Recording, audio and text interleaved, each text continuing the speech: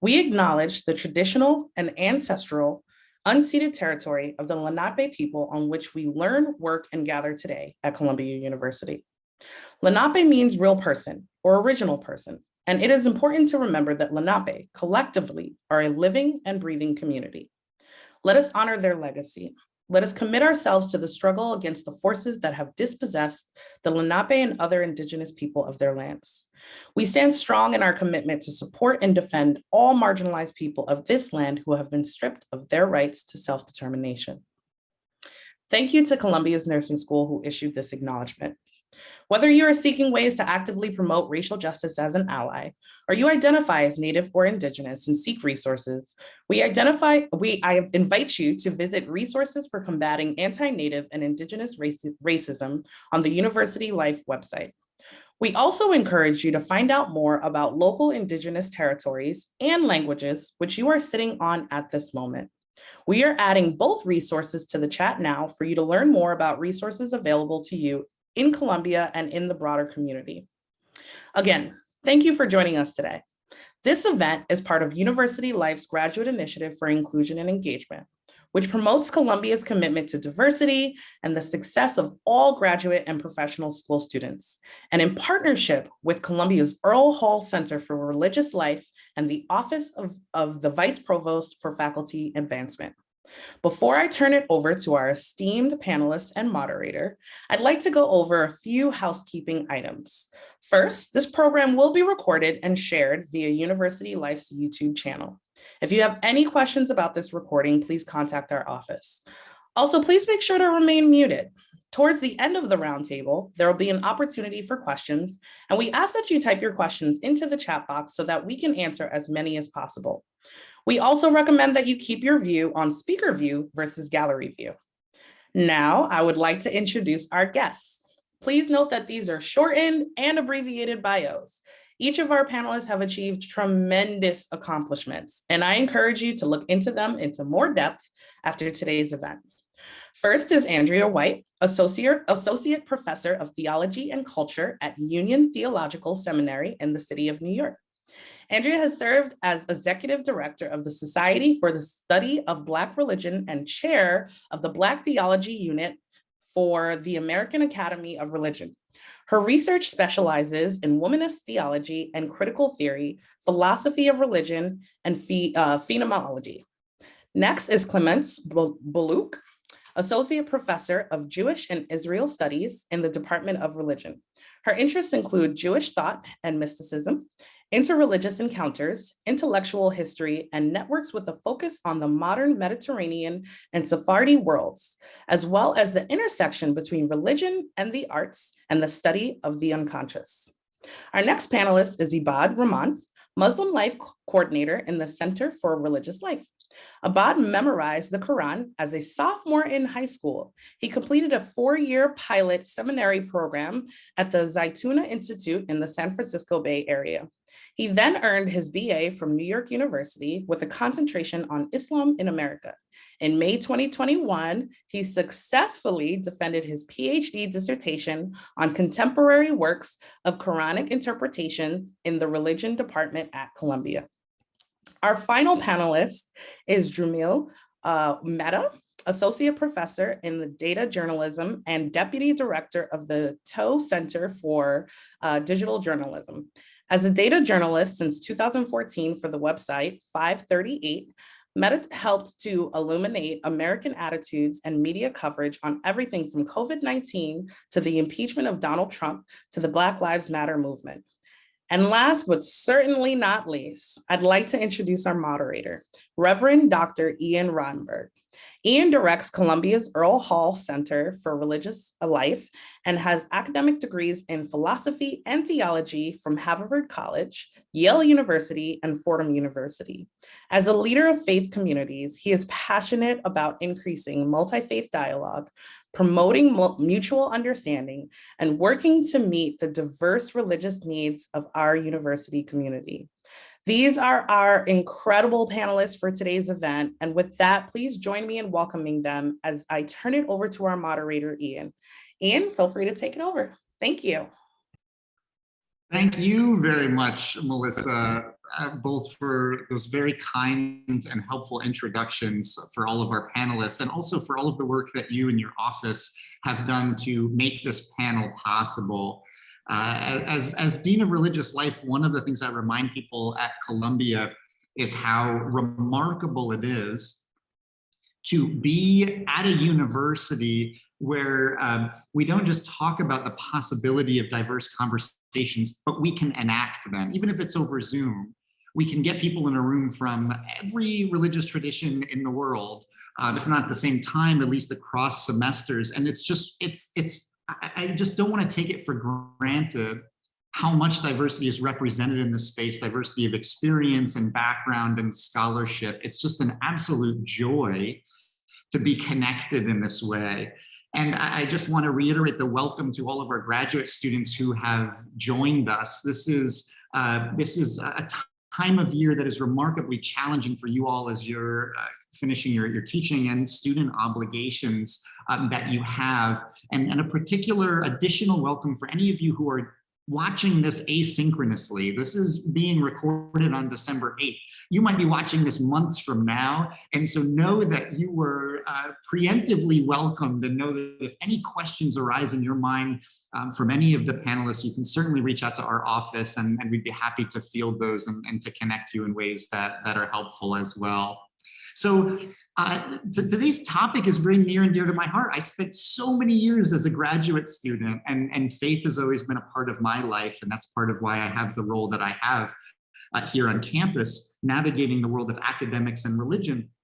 All of us wear lots of different hats in our lives, and I'm curious to hear from our panelists first, whether you find yourselves or have found yourselves at any point in your life as an academic, as a person with a particular religious background or religious interests, needing to navigate and or negotiate your academic and religious identities specifically. This is very much meant to be a conversational experience, an informal one, so it can be anecdotal, it need not be formal. But Ibad, I'm gonna ask you first, since you have most recently been a graduate student and at Columbia, like many of the people who are attending today, are those issues that you've had to negotiate or navigate at all? Thank you, Ian. I'd say absolutely. I've had to wear literally different hats. I have, as a student, I started in the religion department in 2014, and I was asked at the same time as I took classes, and as I, especially starting my second year, as I started to serve as a teaching fellow, to navigate this.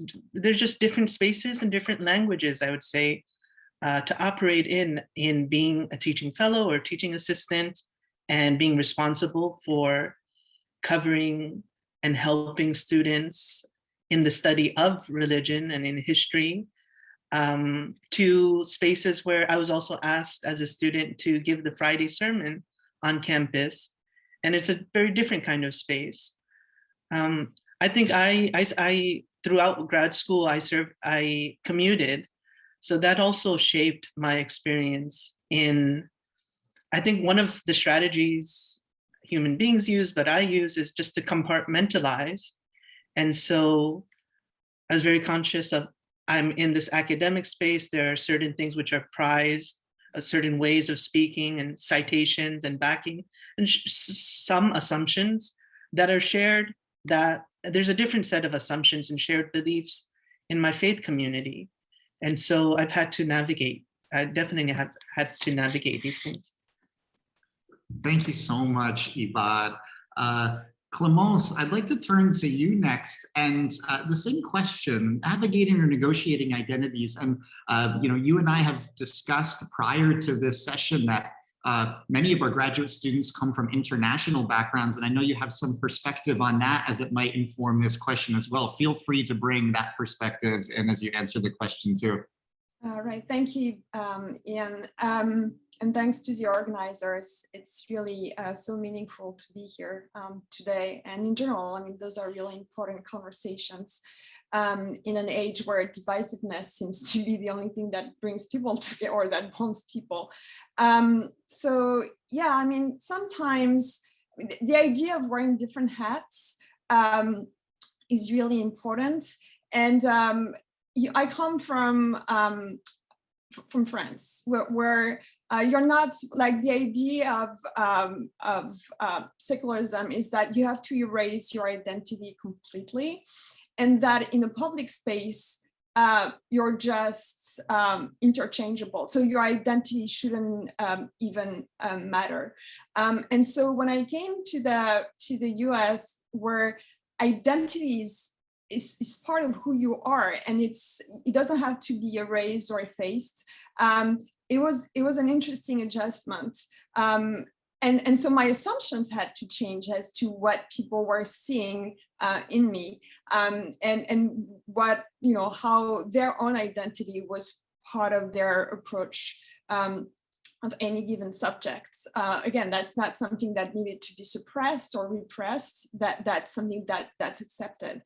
And so sometimes I'm a little still defensive. So when people ask me, and students sometimes, so I teach Jewish studies, and then I get the question of, but so are you Jewish, or what's your take on this or that? And my name is not, I mean, I have a convoluted background, as many people do, and so it's not obvious. So there is this moment of suspicion, which is also really interesting, because the assumption that I would not be legitimate if I were not completely Jewish, or that if I am, I can't really have a sort of dispassionate approach on the subjects, is also really, really interesting. And the idea, like, how can you suspend your judgment when your identity is also related to what you study and what you teach, is this kind of, you know, the boundaries that you have to walk on are also,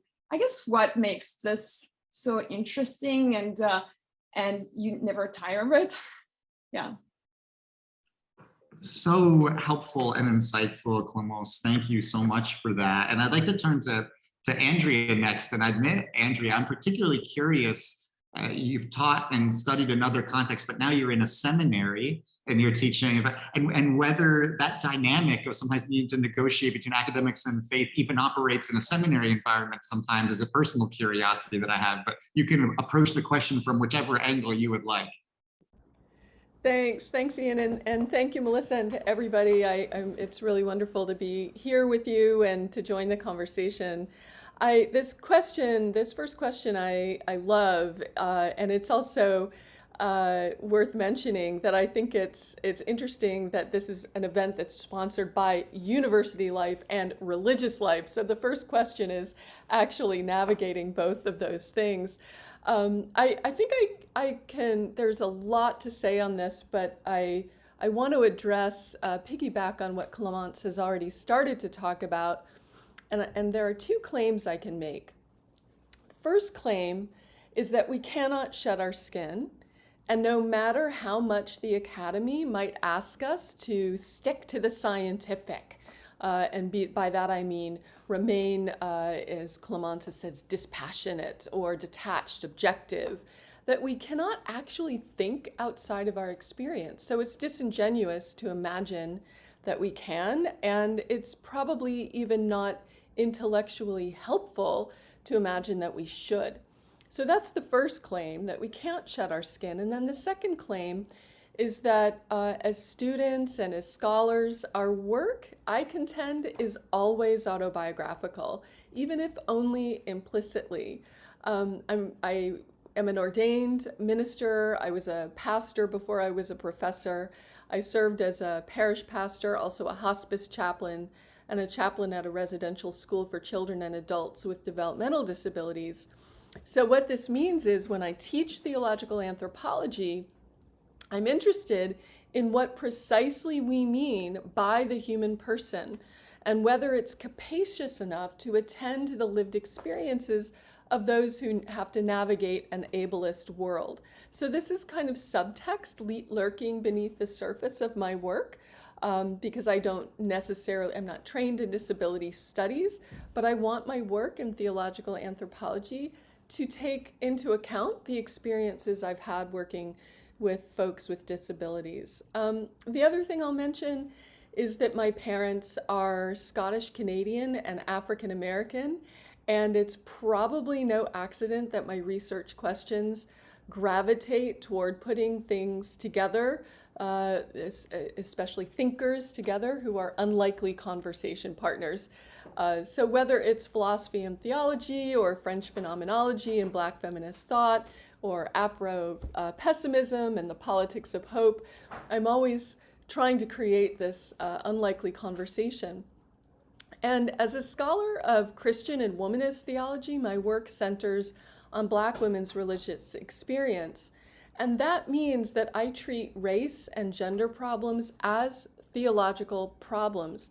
So I think there's something in my work that resists, again, back to the opening remarks about the compartmentalization. I think the academy asks us to compartmentalize, asks us to be dispassionate.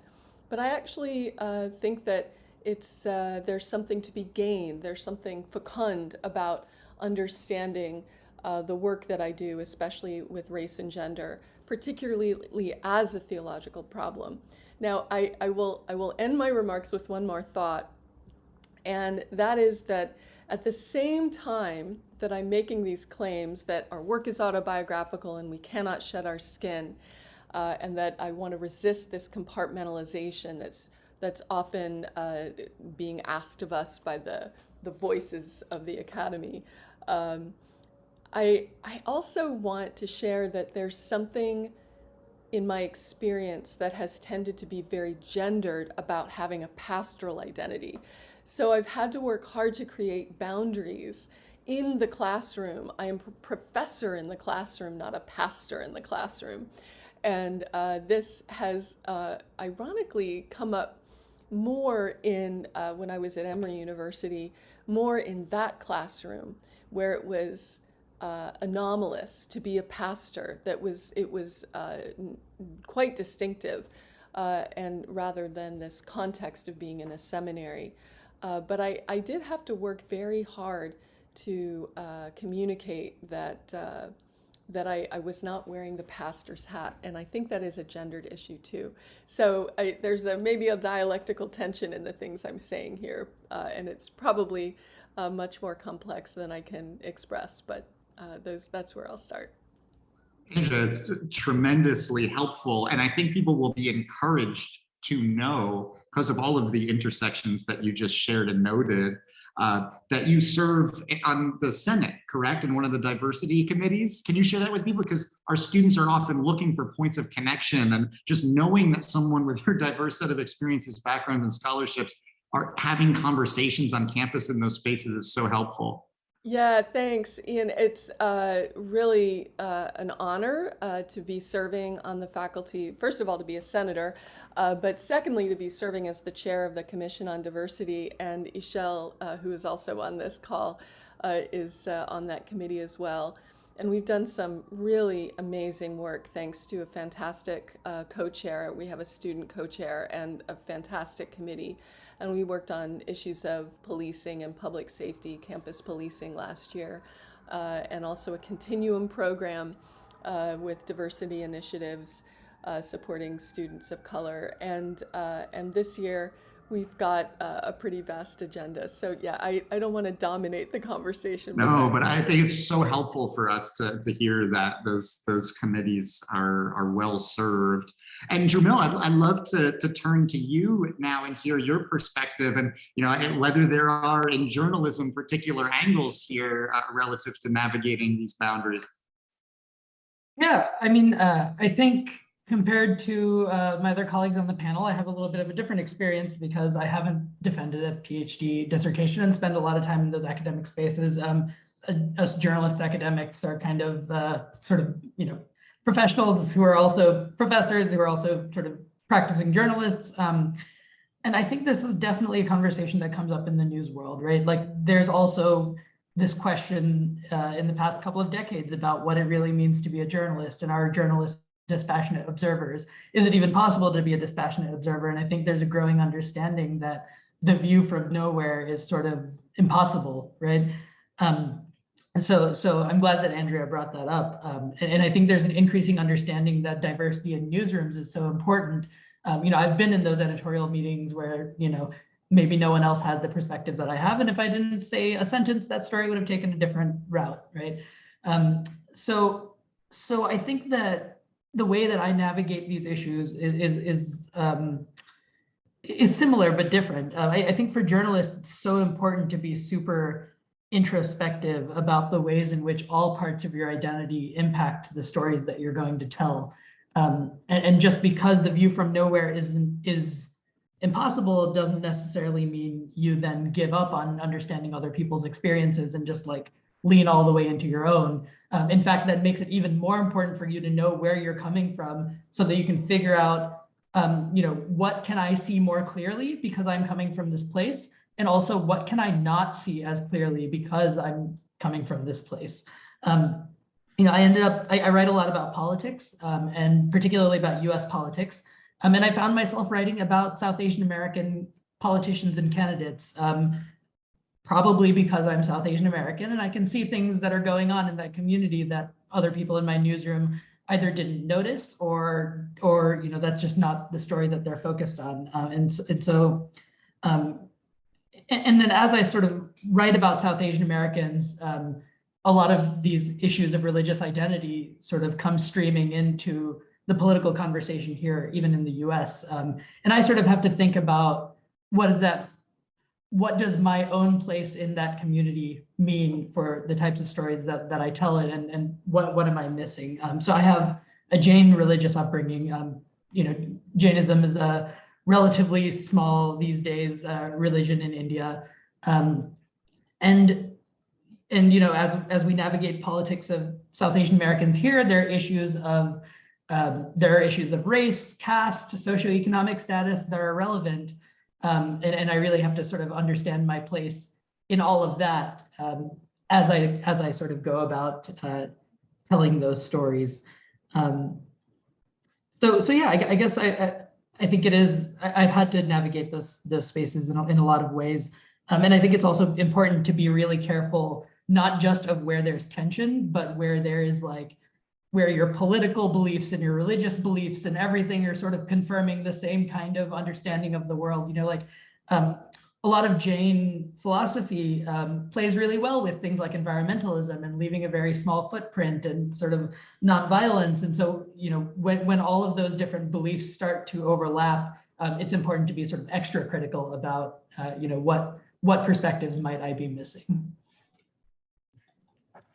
I'm just so grateful for how rich and thoughtful all of these answers have been.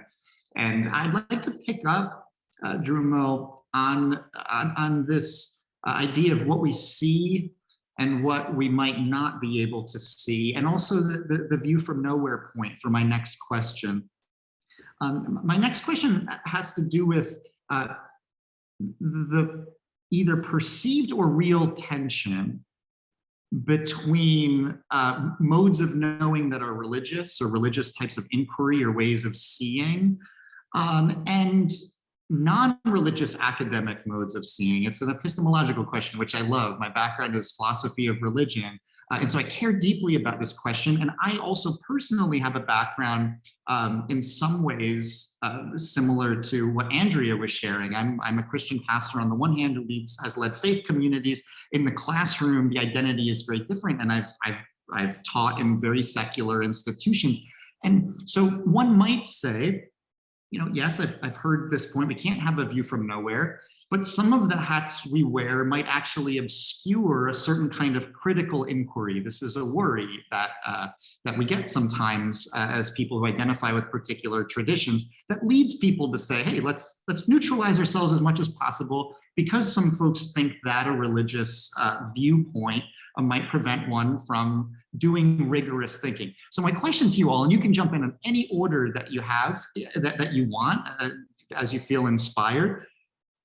Is this tension, as I've framed it, hopefully I framed it clearly in terms of how I've experienced it, between an academic, I should say, non-religious academic mode of inquiry and a committed religious viewpoint or mode of inquiry? Sometimes they are in tension, we know that, we've talked about that already. Is it perceived, is it real? I'm deeply interested in your thoughts as a group on it. Anyone can jump in. And I don't know if Drumal's been pinned by by our tech folks, but as people are sharing, we might want to make them the main screen. I can jump in here. Oh, and it worked. It transitions to you. Okay, great. You're pinned for me, but hopefully that's just on my end. Okay, great. You know, I think this is another interesting question. I think there's the undergirding question is a question of legitimacy and a question of authority, and the authority granted or not granted to thought projects. And actually, the question of authority is also a religious question. Who has the authority to proclaim truth? And the problem lies in regulating the criteria that we're determining for legitimacy. And the assumption is that to be intellectually rigorous, one must bracket belief. So in the academy, philosophy is okay, but religion or theology, not so much. But I would contend that theology and philosophy are not so distinct. Broadly construed, philosophy is concerned with distortions in the realm of pure reason. Theology would be concerned with ideological masking of unjust realities. And so they're both dealing with thought systems and getting at what is true. And they're both, on this account, actually doing some ideology critique in the sense of how to correctly read or understand reality. Both rely on normative claims. There's also this assumption that the academic is non-normative and theology is normative. I think they're both normative enterprises, and this is a common denominator, and in their epistemologies. So whether we're talking about an epistemology of truth or an epistemology of power, there's some normative claims at work. So it might be that we could gain some traction from identifying common denominators or particular points of resonance in thinking about shared worries or raising questions about working assumptions, rather than thinking about the academic and the religious as inherently antagonistic. Really appreciate that. And I know I said we could go in any order, and we can. Anyone can jump in. But Ibad, I admit to be particularly interested in your answer to this question from a Muslim perspective as well. Okay, because I think Professor Baluk also, do you have your... No, go ahead, Ibad. I sincerely apologize. I missed that. And that is a very bad moderator mistake to have made. We'll go Ibad and then Clemence. I'm extremely happy for Ibad to go first. I'm sure this is going to be illuminating. So and then we'll come right back to you, Clemence, I promise. So I think I am still working through many of these questions, transitioning in my role, being connected to a university space and loving that space and loving inquiry, but also being responsible, I think, having some faith commitments and being concerned for the welfare and spiritual and religious welfare of my students.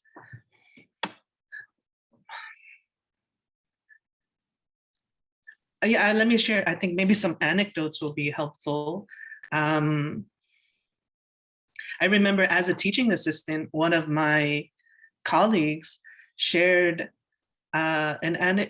this teaching principle from a professor he had, where the professor said, in the classroom, we're going to act and talk as if God does not exist. God does not exist in this classroom. And that I've reflected on that since, and I think that doesn't sit well with me. I totally get the idea of, well, yeah, I think I have been asked, and students are also asked to hide parts of their identity, they're told that, I recognize that the place of the classroom, and even as a teacher, when I started teaching, I was told by a department chair, "You're here to teach, not preach." And there are different hats, but where the lines are and the assumptions of neutrality and the idea that the non-religious academic does not have their own biases, I think can be problematized. I'll start with that. Thanks, Ibad. Now back to Clemence. Yeah, thanks, Ibad. I mean, those are fascinating questions. And going back to Andrea's response, I mean, the question is, how do we read reality, right? Are we reading it differently from a philosophical point of view or from a mystical point of view? I'll just bring in, and like, are those approaches mutually exclusive? I mean, I will bring in some of my research, which is the work of Kabbalists. So Jewish mysticism that was seen in the 19th century, for instance, as anathema, right? They were backward people who, were making amulets or that kind of futile enterprises. It just turns out that, for instance, and I, really go back to this concept quite a bit, and especially these days, one of the important concepts of Kabbalists is the equivalent of opposites. So the idea that even from a perspective that seems completely mutually exclusive, there is a point in which they will find some common ground, or at least this proximity that's not necessarily visible at first sight, but that is actually what creates a texture of life and of Earth. And I think that it's, like, I'm reminded of this, especially these days where it sounds like people's perspectives are not reconcilable.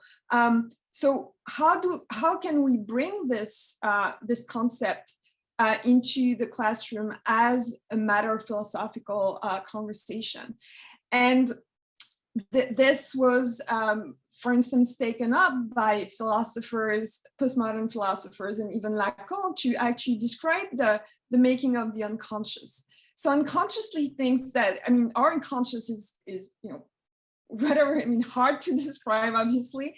But if there is this understanding that the opposites, it's not that they attract, but there is a place of coincidence of opposites, like, where do we go from this? Like, how can we actually use this as a productive concept in order to foster different conversations and philosophical conversations? And so the idea of actually, instead of pitting one against the other, is something that I found extremely important, and that also sort of assuaged the anxiety about, are we biased? As Andrea mentioned, we're all come with our biographies, but this notion, or at least being able to change the perception of what truth is in an era of post-truth, and like, how can we maintain a semblance of common ground? How can those conversations be made possible? Actually, is something that religious traditions are also extremely important and can expand our horizons dramatically. And one last thing, when we talk about philosophy and theology, I think that a theological imagination is really important. I mean, so many times you're reading those texts and you don't understand exactly. I mean, like, the universe of reference is so sometimes strange, and for instance, in Jewish tradition, the measurements of God is something which is like, it is a sequence of 95 or something letters that are supposed to be the equivalent of the metrics of the measurement of God, and you're like, what the hell were they thinking? Sorry about that, but like, really, the hell? And then you understand, like, trying to sort of inhabit someone else's religious imagination is just so, I mean, first of all, it's almost exotic at times, and it's refreshing, and it's also poetic. And I think that sometimes, Andrea was talking about the normative aspects of religious thinking, or maybe the image that we have about religion. But I think that really trying to sort of dwell in the space of other people's imagination expands your own perception of truth and self and everything dramatically. And that's something that I really want to share with students, because that also completely dispels those assumptions about religion. And we need to really, shake those assumptions, because they can be toxic. This is tremendously helpful to me, and I imagine to everyone who's in attendance today. I want to transition from some of these philosophical questions which impact our daily lives to some of the lived experiences we've witnessed as members of the faculty, graduate students, with our students on campus. Drew Mill, I'll ask you to start. You can feel free to share any thoughts you had on the last question. And then I would be curious for you in your experience, how you see students, whether you have any anecdotes to share about how you've witnessed students kind of navigating in these spaces, or spaces maybe where they've gotten it really right or really wrong, and you've kind of helped them steer it from a journalistic standpoint. So sorry to give you two assignments at once, but I know you can handle it. Yeah, I love what Clement said. I feel like you're writing a guidebook to journalists, navigating the space, inhabit other people's religious imaginations. It's just so important to be able to tell stories right, from perspectives that might be obscured based on your own sort of religious perspectives. So I really appreciated that, and I think also what Andrea said about a lot of this being about authority. I guess before I move on to students, the one additional perspective I had on sort of the academic versus religious approaches is, in my own community, I've seen sometimes a desire to sort of bridge that gap. And at the temple, for example, on Sundays, I might hear people talking about certain religious practices and say, oh, this is really scientifically backed. Like, there's some scientific foundation to why we do this thing. And it's like ancient knowledge that we've had for millennia, right? Or whatever, thousands of years. And I just also wanted to kind of point out that, one, that is also, I think you're right, that a lot of that is sometimes about authority, and there are sort of deeply political overtones to saying something like that a lot of people, I feel like, even the folks who are saying it are sort of kind of trying to bridge this tension, but don't always totally understand the sort of political overtones of what they're saying. And so I did want to sort of warn about, like, these kind of shallow or sometimes even bad faith ways to bridge these gaps versus sort of a genuine dialectic discussion between these two perspectives, because that's just something that I've seen. And I think there's a way for these two perspectives to interact that actually enhance sort of both. And then there's others that quickly bridge that gap, but then create all kinds of other tensions or are based in historical and political realities. So yeah, just something that was on my mind about that question. In terms of students, I just started here in July, so I haven't had that many students. I've only taught half a semester. So I haven't been here long enough to really observe how students navigate a lot of these issues.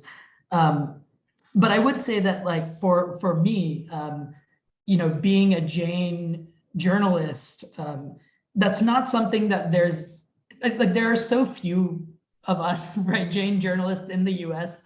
It's just such a subset of people that some of that thinking around what does this mean? How does my political, religious realities impact my journalism?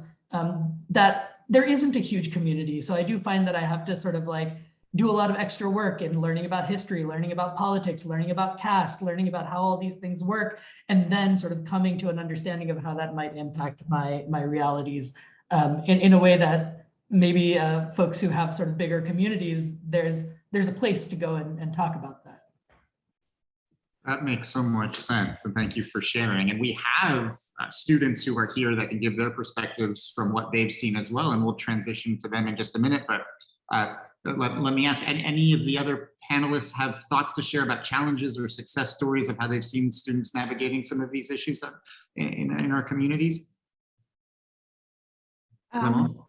Yeah, so Jamil, by the way, I'm a recovering journalist. I worked as a journalist for quite a few years in France, and then it was a wonderful career shift. I shifted to academia. So I know the feeling also of having to sort of be the other voice in the newsroom. Yeah, no, what I wanted to mention for the challenges for students is that we moment, you know, when students start saying something, and again, like we slip, you know, there's a number of times where, you know, we don't necessarily mind what we're saying too closely or monitor what we're saying too closely, but in that moment when I hear but we as the, you know, like whatever denomination you want to insert, are moments where I kind of freeze, because this is, I remember Paula Hyman, who was a wonderful professor at Yale in gender studies, said, well, she taught a course about the history of Jewish families, of the Jewish family. And she went, but the history of the Jewish family is not the history of your Jewish family. And that's, you know, it was, you know, playful way on her part to try to imagine how, what we mentioned earlier, that our biographies, you know, make us who we are, and but that it shouldn't be necessarily essentialized in a we. I mean, this is a very we is a very complicated proposition, and in a way, I think that makes the beauty of also trying to sort of disentangle those belongings and raises the stakes of what we are trying to do as a community and as a group. And also, again, we go back to this question of authority. What enables you to say we? I mean, going back to we the people. I mean, those are really questions, and from those challenges actually emerge so many opportunities for conversation and to really question how we project ourselves and how we internalize what might be a sort of canon and doxa. So yeah. Thanks so very much. And I'm going to turn now to any of our attendees who have questions based on anything that you've heard. These sessions that University Life and Religious Life organize are for you, and we very much want to hear from you. Now, it's a small group here. The majority of people watching this will be watching this after the fact. And if you're watching this and you have a question that's come to mind, feel free to email me. I'll put my email in the chat, and I'll route your question as best I can or bring you into a conversation as helpful as I can be in doing that as well. But whenever you're watching this, we'd love to hear from you. But for any of those who are here, so much has been shared, so many insights. I just want to pause. If there aren't questions, I have plenty of other questions. But if there are questions from any of you who have gathered, I'd love to give you an opportunity to ask any of our panelists or the group collectively. You can just unmute and feel free to jump in. I promise we won't close off the option for questions. Continue to think. Again, we'd love to interact with you in this space. You have a question, drop it in the chat and we'll see it and raise it. If there aren't questions, I'd like to pivot from, we can still answer the last question, successes or challenges that you've seen. One of the things that is important to us as a university community going back to my first point about how rare it is to be in New York City, in Manhattan, at Columbia, where you genuinely meet a diverse group of people, we tried to model and to find better ways collectively amongst our religious communities and academic communities, ways to effectively communicate and share across traditions. And I'm wondering if any of you have positive stories to share, or things that you've seen that have worked particularly well, or ideas about how we can be better at a university community, talking across traditions from our own perspectives to people who have a perspective that maybe we can't see. I'd be very eager to hear from you, any of you who have thoughts about that. Yeah, so I guess, you know, like I said, I'm sort of new to the university, so I'm still feeling my way around. But one, not so much a answer, but more of a question is sort of, I'm curious how students get connected to an interfaith community if they're not on the hunt for one. And I'll tell you how I ended up here. I needed to go to the restroom near what I thought was the math building, and ended up in Ibad's office. And that's how I'm here. And so I'm kind of wondering how you, how do students who are, you know, when I was in school, for example, I would be at my temple every weekend, and I come to college, I don't really have a temple that I'm connected to nearby. And how do those sort of casually religious students who might be interested in this kind of conversation get connected to an interfaith group? Is such a great question. And Jamil, we'll take anyone in our building and in our communities for whatever reason that they're there for. We're glad that you found us, even if by accident. A huge goal for us is increasing the flow of people into our spaces and into our conversations. I tell people a lot of the time that when people come to a university community, my experience is that if they're interested in religious practice, 9 times out of 10, they're interested in a particular practice. Jainism, Judaism, Christianity, Islam, these are some examples. So occasionally someone says, I'd like to be involved in discussions amongst the faith traditions, but the majority are people interested in their faith groups. And so what we try to do is be a hub for all the leaders from the individual faith communities and make sure that they know what resources there are. And then often what will happen is students in those clubs or groups or particular services, they'll say, hey, you know, we'd like to organize something. And then our office helps organize that to speak across traditions. So that's how it happens a lot of times, is our religious leaders of the individual faith groups saying, hey, is there any way they want to have an interfaith discussion, but that's something you can't do on your own. So if you're the Roman Catholic club on campus, you can't create the dialogue, but they say their priests know that this is something we do. And so they come and say, and then I say, yeah, you know, one of the Jewish groups was recently asking us about that. And so one of our office's roles is to connect people who have the desire. But then there are also clubs that don't need any help at all. There are several interfaith clubs on campus whose mode of existence is to have different members and leaders from different traditions. The Interfaith Collective is one of them. And so those exist on campus as well. And, you know, Andrea, I loved your point earlier about university, sponsored by University Life and Religious Life.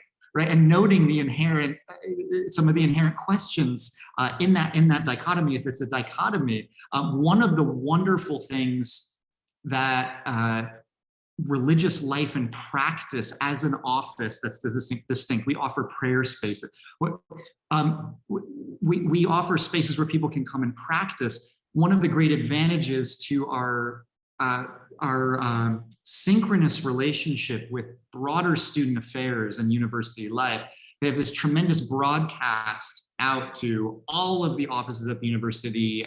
And so when we have events that are interfaith in nature, we're able to let people know. And people who had no idea they were interested in an interfaith discussion are able to hear about it, because the broader Student Affairs Network is interested in diversity of all kinds, including religious diversity. And so then they hear about it and come to events and panels and things like that. Jamil, does that help? I broke a rule as a moderator, and I was supposed to take the floor in it, but I felt I was best positioned to answer that question.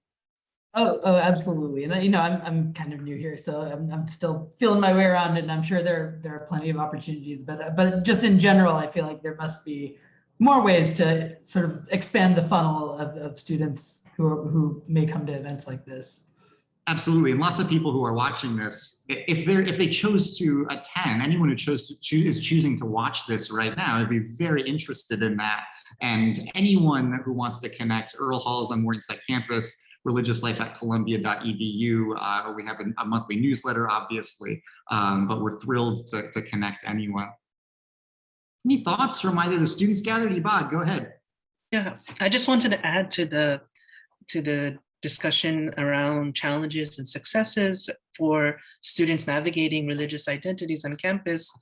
I think something that's so essential and helpful is creating or finding a sense of community, finding other students who are in a similar boat, being able to find mentors, being able to exchange notes, being able to face challenges together. When I think students, when people feel they're not alone, they're not the only ones, trying to navigate some of the tougher questions, but that they have resources, and also just to feel acknowledged and seen and recognized also goes a long way to feel validated, and to see growing numbers of people who can be peers and colleagues and mentors in the field, in these academic spaces, to see other people who are wearing multiple hats, who are going between these boundaries or questioning these boundaries. All of that, I think, can be helpful. Just having a sense of community. And it's challenging in that it's transitory, being in university spaces where students are graduating every year, faculty sometimes are moving around, and being away from one's hometown. But sometimes for me as a graduate student, as a commuter, finding a sense of community also was not limited to the Columbia campus, but finding other peers in other graduate programs across the country who were dealing with some of the same challenges that I was dealing, and I found that to be really helpful. Thank you, Ibad. I find your what you just said very helpful as well. So thank you. I have a thought, but I couldn't tell if Clemence, were you going to say something? No, go ahead. Okay, it's a little bit off point, so that if you're on point, you should go ahead. No. Okay. Yeah. It's just this thought about what interreligious engagement looks like, or how it gets caricatured. And I think on the one hand, there's this assumption that it's going to be, it gets reduced to this kumbaya moment where nothing much, it's just diluted, and trying to find the common denominator actually is just diluting everything that's distinctive about faith traditions and makes them important. And then on the other hand, there's this fear that it's going to be contentious and fraught and volatile. And so I imagine that there's a way in that avoids these caricatures, that neither of which is appealing. And I think it actually, Drumil, it goes back to some things that you focus on in your work, which is what energizes me in my work, and that is where religion and politics hook up. And understanding, at least in the way I do my work, I would argue that theology is always political. And in fact, some would argue that the theological is, that the political is always theological. But I just imagine that there are ways in that don't fall into the trap of the caricature, that can really, without asking anybody to hang up their hat or have to give up their faith convictions in order to have dialogue occur. But also, I love this phrase that Clemence gave us earlier about this inhabiting religious imagination and resisting this notion that religion, I think we think of learning as a commodified practice, and then we really want to engage it if we can't use it. And if we can't use it, if it's not useful, there's no point in engaging it. But I think there's something really useful to thinking about the way in which another faith tradition might actually illuminate my own faith tradition. And again, I don't mean to instrumentalize, but I think there are ways in that are much more fruitful that we don't often consider. Yeah. Thank you, Andrea. And I'm going to turn to Clemence for her to jump in. I wanted to say, Andrea, that if we advertise just kind of a generic interfaith conversation, we probably wouldn't get a lot of people at our office. But when we frame it as come learn from another faith and have them teaching from their tradition, it's electric and it's engagement. And so I have found, just in terms of numbers and getting people engaged and interested, that what you just said bears itself out on the ground. Clemence. Yeah, no, exactly. It's funny because Andrea, your comments were went in the direction that I was actually envisioning. So yeah, this question of are we sugarcoating our differences? Is interfaith a kind of aspartame kind of understanding of religion is really, I think, a conception, an understanding of interfaith relation that almost annihilates the possibility of interreligious engagement. So, I usually like encounters or engagement better because there is still the opportunity, the possibility of friction, which again is not necessarily, it's thought-provoking more than confrontational.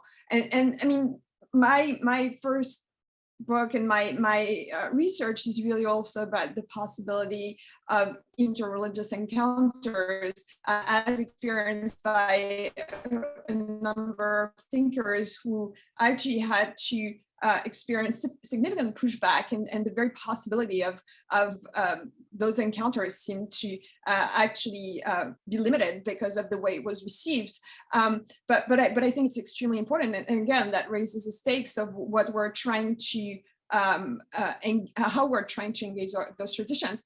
But if anything, and I'm not trying to find a silver lining in this tragedy that we've been experiencing for almost 2 years. But I'm reminded that when COVID happened, people didn't, except for, like baking, etc., what people were looking for was literature and spiritual traditions to help them deal with this unknown nightmare, hell that was becoming our lives. And I think that, and it was not just their own tradition, but really trying to see how other faith had made sense of previous epidemics. And I felt encouraged, and even it sort of fortified the feeling that, the humanities are in crisis. We know there's all those questions about faith tradition, etc. But that's, it's about the ultimate questions. And so if we're able to engage people about those ultimate questions, it's not right or wrong. And I think that everybody's eager, without instrumentalizing other faith, to understand how others are dealing with those questions for which we have no, or we have answers sometimes, but not necessarily certainties. So.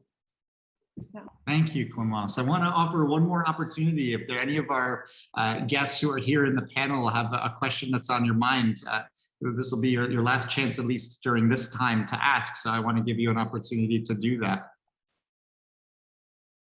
One of the themes that connects many of the thoughts that have been shared, if I've heard well collectively, has been one of authenticity and allowing one another to be truly our whole selves, which for many of us involves religious identity, and to be honest, both about the authority that drives which questions are asked and answered, about the ways that we are able to see and to not see, the ways that others have truth to share with us. And I am just so grateful to our panelists this afternoon, not only to being with us and sharing so generously of their time and energy and answers, but of your authenticity, of sharing so fully from things that you believe and have witnessed and experienced. It has been delightful to listen to all of your answers to the questions.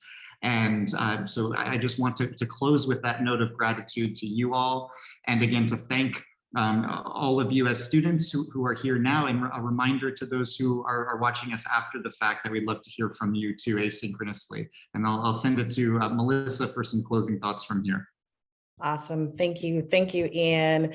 And thank you to Columbia's Earl Hall Center for Religious Life, our panelists, and Reverend Dr. Ian Ronberg for sharing their time and experiences with our students. I must say that we've asked some hard questions. We've had some, hard responses. We had some honest responses and authentic responses.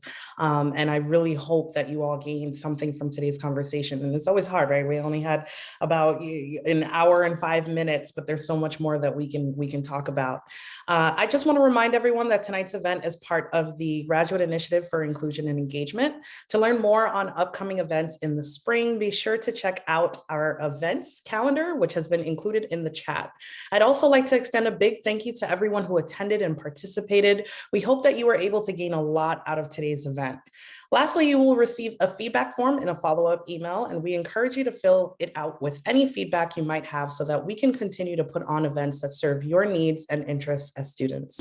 Thank you, everyone. Stay safe, good luck with finals, and have a wonderful rest of the semester. Bye.